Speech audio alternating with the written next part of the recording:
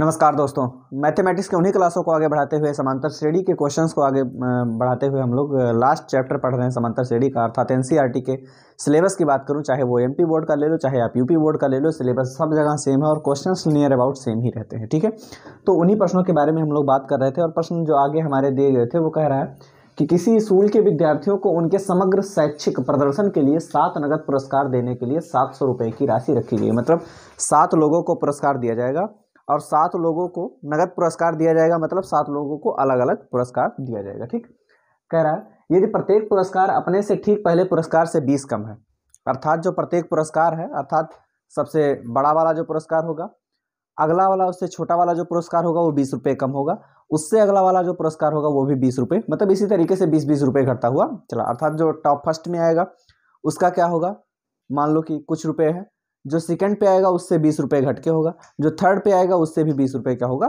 घट के। इसी तरीके से 7 पुरस्कार क्या दिए हैं, 7 नगद पुरस्कार दिए जाते हैं।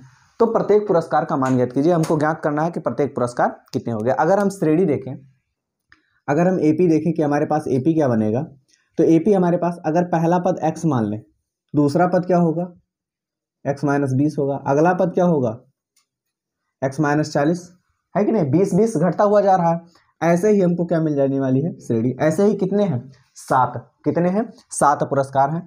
तो पहला हुआ, दूसरा, फिर क्या होगा x - 60, फिर क्या होगा x - 80, 1 2 3 4 5, फिर क्या होगा x - 100, फिर होगा x - 120। ठीक है, इसी तरीके से 7 पुरस्कार हैं, अर्थात पहला पुरस्कार x है, दूसरा x - 20, फिर 20 घटाएंगे तो x - 40 हो जाएगा, फिर 20 घटाएंगे तो x - 60, फिर x - 80, x - 100, x - 120। ठीक है, इसी तरीके से हमारे पास 7 पुरस्कार, और 7 पुरस्कारों का योग हमारे पास कितना है, 700। कितना है, 700 है। ठीक है, अब अगर हम देखें तो S7 बराबर कितना दिया हमारे पास, 700 दिया गया है। S7 का मतलब क्या होगा, n/2 ब्रैकेट में a + l भी लगा सकते हैं हम, क्योंकि हमको फर्स्ट टर्म मालूम है, a + l इतना बराबर कितना दिया है आपको, 700। n कितना है, 7 है। कुल कितने पुरस्कार हैं, 7 पुरस्कार हैं। a अर्थात पहला कितना है, x प्लस लास्ट वाला या अंतिम कितना है, x - 120। इन दोनों को जोड़ने बराबर कितना है आपके पास, 700। 7/2 गुणे में x और x 2x हो जाएगा ना, ये होगा 2x - 120 = क्या हो जाएगा, 700। ठीक, 7/2 गुणे, इन दोनों में से अगर हम 2 बाहर कर लें तो 2 यहाँ से निकल गया, क्या बचा, x - 2 × 12 क्या बचेगा, 60। 2 निकालने का मतलब ये नहीं कि अब 120 में से 2 निकालेंगे 118, नहीं, 2 से भाग हो जाता है। तो 120 में 2 से अगर हम भाग करेंगे तो 60 आ जाएगा, उधर क्या है हमारे पास, 700।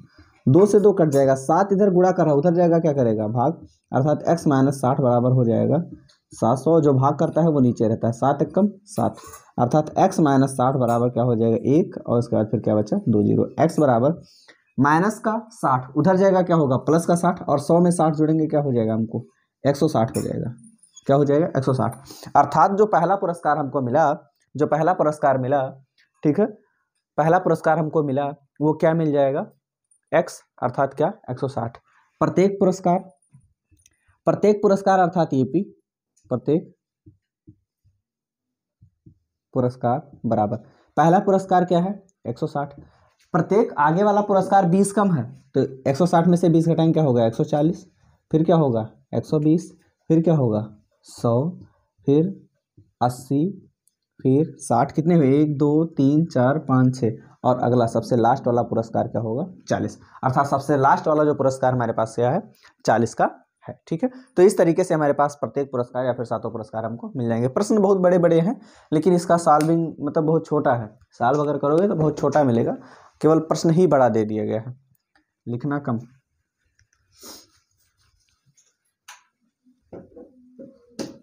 आगे के प्रश्न को अगर हम देखें, अगला जो हमारा प्रश्न है वो है कि एक स्कूल के विद्यार्थियों ने वायु प्रदूषण कम करने के लिए स्कूल के अंदर और बाहर पेड़ लगाने के बारे में सोचा। मतलब ये सोचा कि हम स्कूल जो इन्वायरमेंट में जो पॉल्यूशन है उसको कम करने के लिए क्या करेंगे, स्कूल के बाहर भी और अंदर भी, मतलब फील्ड वगैरह में भी पेड़ लगाएंगे। यह निर्णय लिया गया कि प्रत्येक कक्षा का प्रत्येक अनुभाग अपनी संख्या के बराबर का पेड़ लगाएगा। मतलब कक्षा 1 वाले हैं तो जैसे उसमें अनुभाग का मतलब सेक्शन, ठीक है, उसको सेक्शंस में बांटा गया है।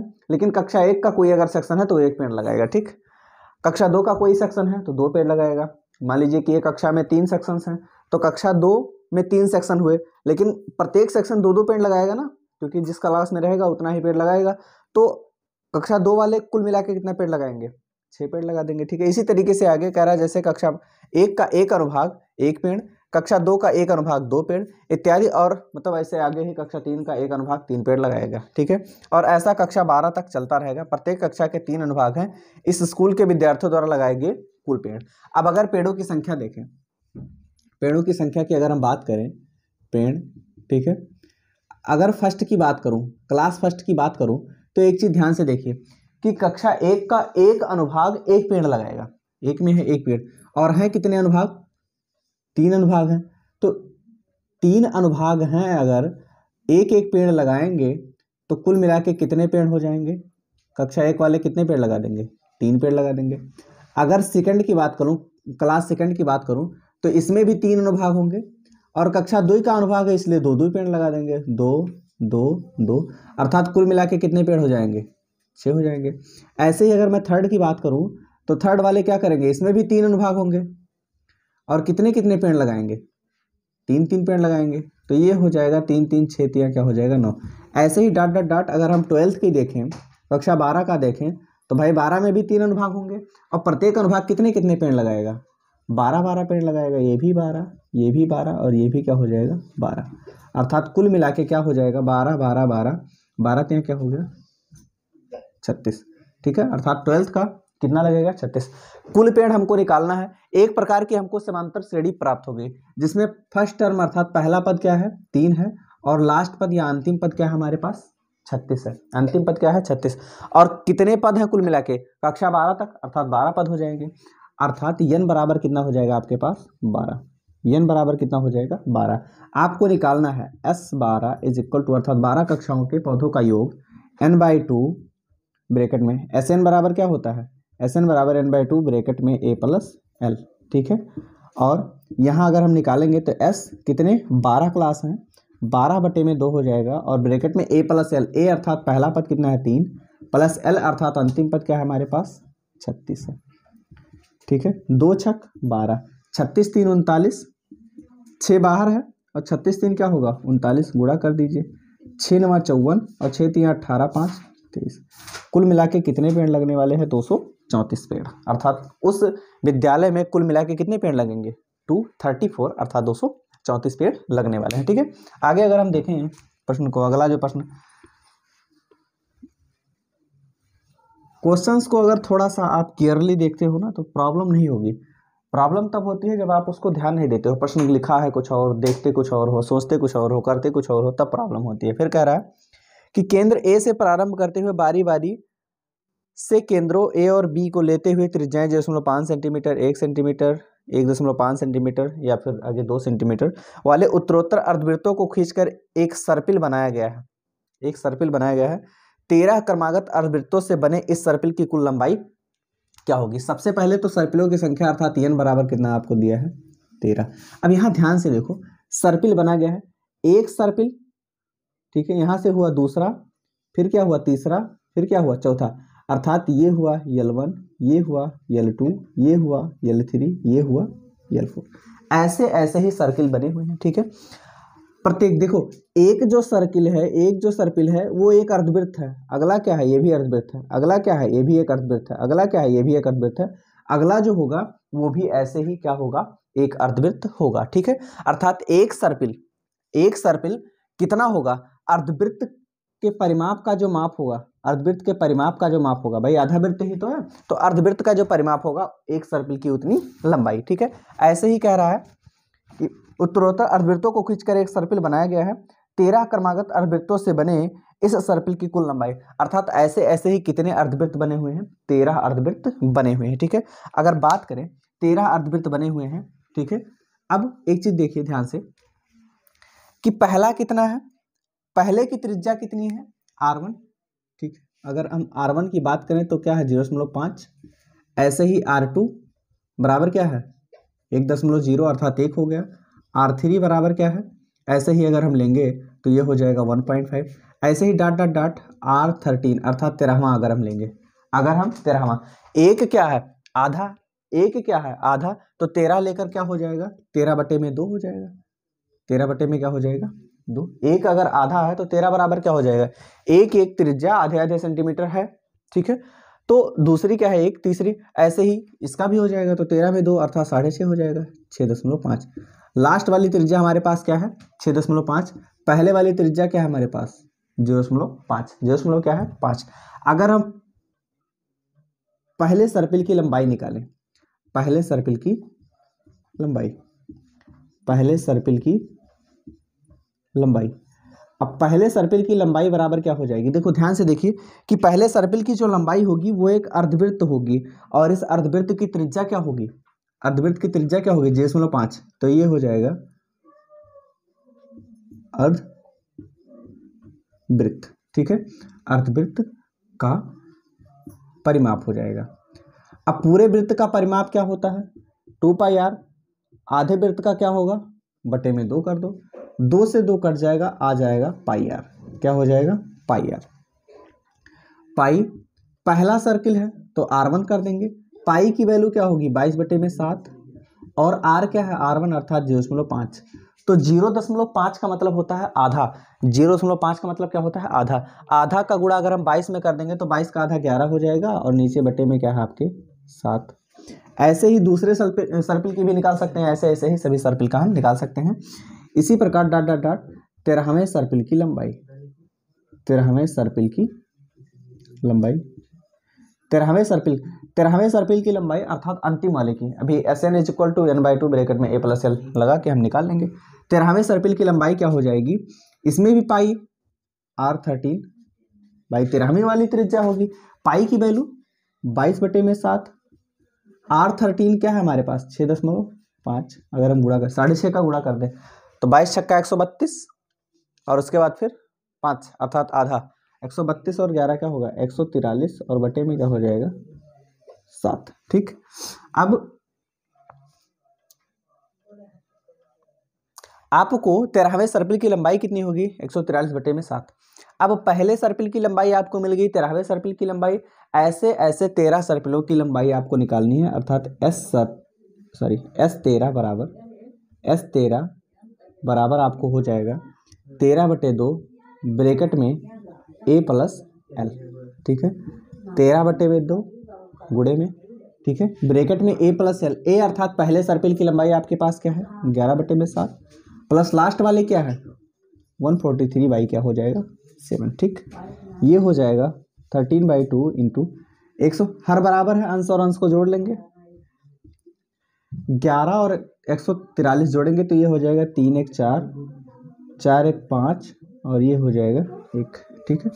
2 से काटें तो ये हो जाएगा, 2 से काटेंगे तो 2 7 14 हो जाएगा, और 2 7 14, 7 ग्रहीम क्या होगा 77, आ गया 13, और गुणे में क्या हो गया 11, 11 ग्रहीम क्या होगा 143 सेंटीमीटर।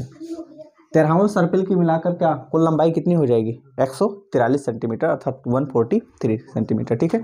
ऐसे ही हमारे पास जो इसमें जगह कम थी इसलिए और क्वेश्चंस नहीं नोट किया, आगे के 2 क्वेश्चंस हैं उनको भी हम लोग नोट करते हैं, उसके बाद तो फिर देखते हैं कैसे सॉल्व होगा।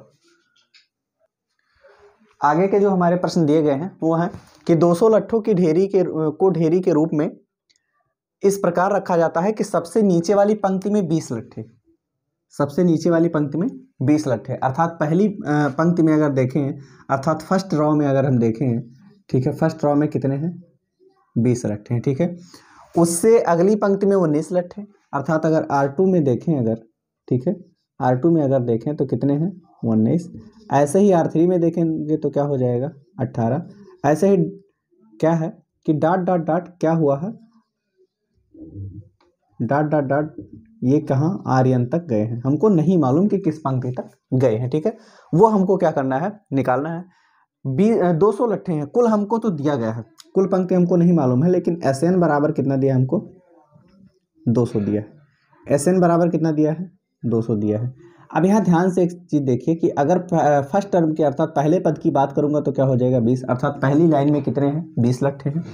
दूसरी लाइन में अगर हम A2 की बात करूँगा तो कितने हैं 19 लट्ठे हैं, अर्थात यहाँ पहला पद तो आपको 20 है और यहाँ सार्वांतर डी बराबर क्या है, एक एक का अंतर है, अर्थात दूसरे में से पहले को घटाएंगे तो हमको सार्वांतर 19 में से 20 घटाएंगे क्या हो जाएगा -1, अर्थात सार्वांतर क्या मिलने वाला है हमको -1 मिलने वाला है। ठीक है, SN बराबर 200। अब यहाँ अगर आपको लास्ट पद या फिर अंतिम पद ना मालूम हो तो हम क्या करते हैं कि फार्मूला दूसरा लगा देते हैं पदों के योग का। कौन सा? SN बराबर होता है n/2 और ब्रैकेट में होगा 2a + n-1 into D is equal to क्या दिया गया है 200। जो है वैल्यू रख दीजिए n/2, 2 इंटू ए की जगह पे क्या है आपके पास 20 है, प्लस n-1, n हमको नहीं मालूम -1 इंटू डी के जगह पे क्या है -1 बराबर क्या हो गया 200। इसको सॉल्व करेंगे तो 2 देखिए इधर भाग कर रहा है, उधर जाएगा तो क्या कर देगा गुणा n ब्रैकेट में 20 दूना क्या हो जाएगा 40 प्लस -1 का गुणा n में करेंगे तो क्या होगा -n हो जाएगा। ये माइनस माइनस प्लस 1 का गुणा 1 में करेंगे 1 हो जाएगा बराबर 2 इधर भाग कर रहा था उधर जाके गुणा कर देगा क्या हो जाएगा 400 हो जाएगा। गुणा करेंगे ठीक है तो 40 में से 40 और 1 क्या हो जाएगा 41 हो जाएगा। 41 minus n is equal to क्या हो जाएगा 400। n का अंदर अगर हम गुणा कर दे तो n का गुणा 41 में करेंगे तो 41n हो जाएगा, माइनस n का गुणा n में होगा तो n square is equal to क्या है आपके पास 400। इन सभी को उधर ले जाएंगे तो एक तरफ आपको 0 बच जाएगा, एक तरफ क्या बच जाएगा 0 और एक तरफ क्या होगा इन सभी को उधर ले जाएंगे तो क्या होगा कि 400 पहले से है, माइनस का n स्क्वायर पहले उधर जाएगा प्लस का n स्क्वायर ठीक है, और प्लस का 41 n जो है उधर जाएगा तो माइनस का 41 n हो जाएगा और प्लस का 400 उधर पहले से है ठीक है। अब यहाँ 400 को हमको 2 भागों में तोड़ना है।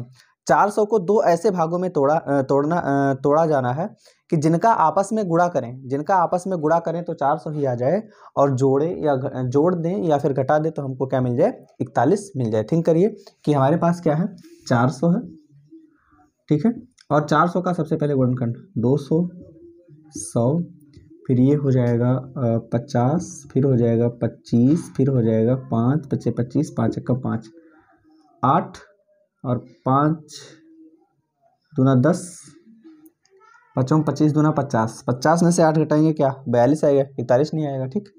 फिर दूना 40 -1 -n और +1 41 ठीक।